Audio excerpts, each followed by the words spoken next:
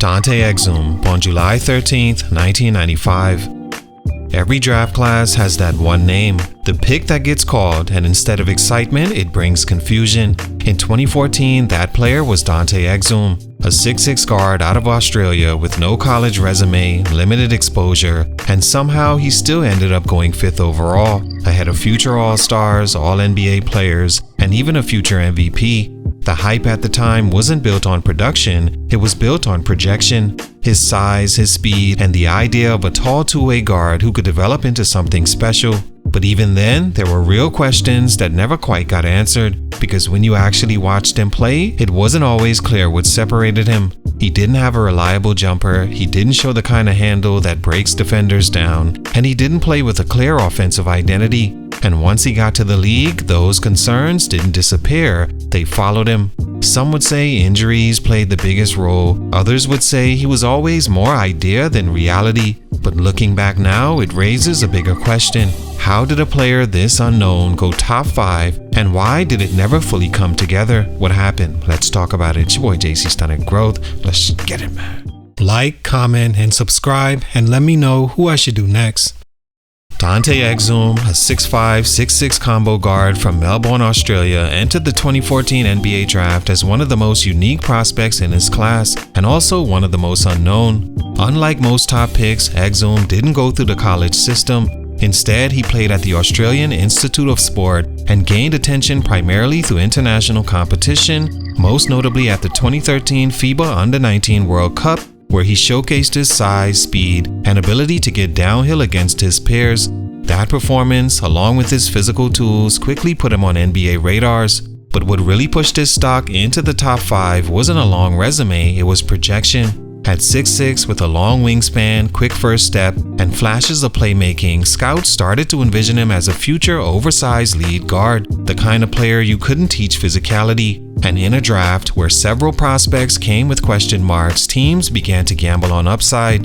The Utah Jazz ultimately took that gamble at number 5, betting on what Exum could become rather than what he already was. Meanwhile, players like Julius Randle and Zach LaVine had clear talent but real concerns of their own, while Nikola Jokic was still an overlooked second-round prospect that, let's be honest, everybody passed on at least once.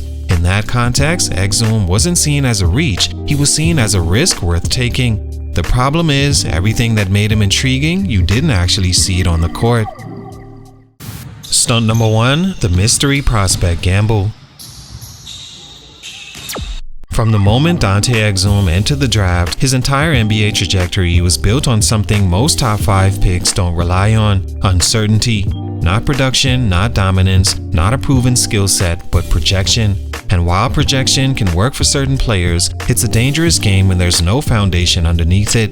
Exum didn't have a college resume to point to. He also didn't have years of high-level film against elite, consistent competition. What teams were really drafting was a small sample size of flashes, moments where his speed, size, and ability to get downhill made you think there's something there. But at the top of the draft, something there usually isn't enough. What made this even more complicated is that Exum didn't come into the league with a defined identity.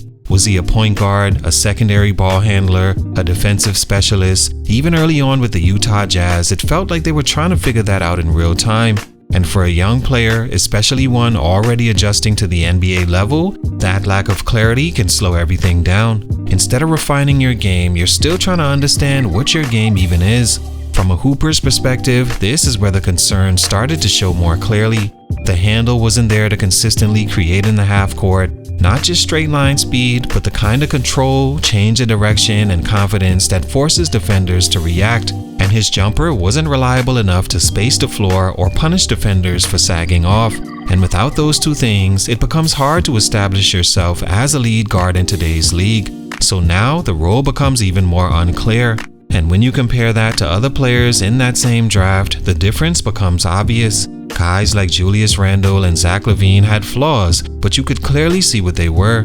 Even Nikola Jokic, as overlooked as he was, had a defined feel and identity to his game. With Exum, it always felt like teams were trying to unlock something that was never fully there to begin with, and that's the risk with drafting a mystery. If everything breaks right, you might get a star, but if it doesn't, you're left trying to develop a player who's still figuring himself out, while the rest of his class is already becoming who they are.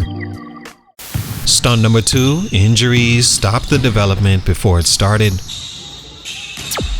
For a player like Exum, who already entered the league as more of a long-term project than a finished product, development wasn't optional, it was everything. He needed reps, confidence, and the time to figure out how his game translated at the NBA level. And after a quiet but promising rookie season, year 2 was supposed to be that next step. The moment where things started slowing down, where flashes turned into consistency, and where a young guard begins to understand how to control the game instead of just reacting to it. But before any of that could happen, everything came to a halt.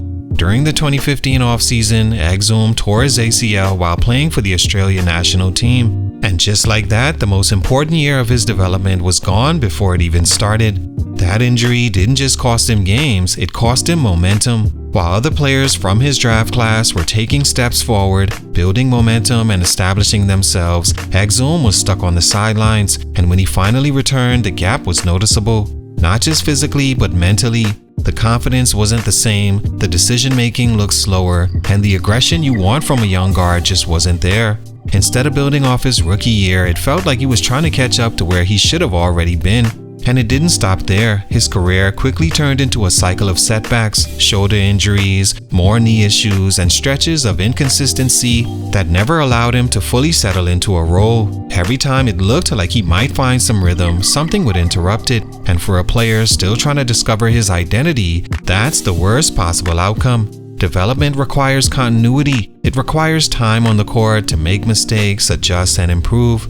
Exum really didn't get that chance. What makes this even tougher is that his weaknesses weren't things you could fix overnight. His handle needed tightening, his jumper needed real work, and his offensive confidence needed to be built through repetition. But instead of stacking those reps, he was constantly starting over. And in the NBA, especially for a top 5 pick, patience only lasts so long. By the time he was healthy enough to consistently play, the expectations had already shifted. The opportunity to grow into the original version was gone, and what was supposed to be a steady climb turned into a stop-and-start career that never found its footing.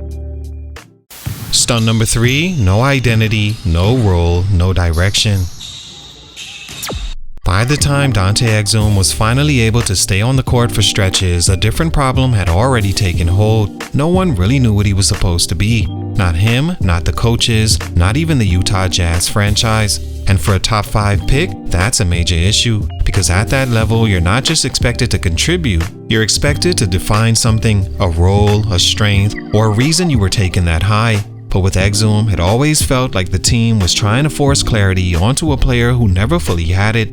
Early on, there were attempts to develop him as a lead guard. The size made sense, the speed was there, and the idea of a 6'6" point guard was appealing back then. But in reality, he didn't have the tools to consistently run an offense. As a primary ball handler, he didn't have the ability to make decisions on his own from plays he created with his skill because ball handling wasn't one of his. As a shooter, he posed no threat either, so what was there to fear? Now, instead of controlling the game, he was playing around it, and when that happens, your role starts shrinking. So the adjustment came. Move him off the ball, simplify things, let him focus on defense and cutting. And to his credit, there were moments where that worked. He showed flashes as a perimeter defender, used his length well, and had stretches where he impacted games without scoring. But again, it wasn't consistent enough to lock in a permanent role. He wasn't a true point guard, he wasn't a natural scorer, and while he could defend, he wasn't elite enough on that end to make everything else irrelevant. And this is where the gap between expectation and reality really showed, because players drafted that high usually give you something clear to build around. With Exum, it always felt like teams were still searching for that one thing years into his career, and by that point, it was already too late. When you look back at that draft, even the players with flaws had identities. Julius Randle was a physical scorer. Zach LaVine was an explosive shot creator. Even Nikola Jokic, before the league fully caught on, had a unique feel and skill set that defined how he played. With Exum, that clarity never came. And in the NBA, if you don't know what you are, it's hard for anyone else to figure out either. All in all, the Dante Exum mystery never really got solved. Year after year, the same questions followed him, and after 8 seasons in the league, nothing fully came together in a way that made the original hype make sense. Injuries absolutely played a role, constantly interrupting any chance of rhythm or long-term development. But even when he was on the floor, there was never a stretch where you could clearly point to something and say, that's it. That's why he was drafted top 5. That clarity just never came. Most of his seasons didn't even reach the full length of a full college schedule, and others passed so quietly you could go weeks without even realizing he was playing. And for a player drafted that high, that says a lot. Because usually, even if things don't work out, you still see something, a role, a strength, a direction. With Exum, it always felt incomplete, and that's what makes his story different. Not that he failed outright, but that he was never fully figured out. Even now, it still leaves you wondering, how did this happen? Why was he the pick? And what exactly did teams believe they were getting? Whatever the answer, things fell short for these reasons. Salute, much respect. It's your boy JC Stunted Growth, and I'm out.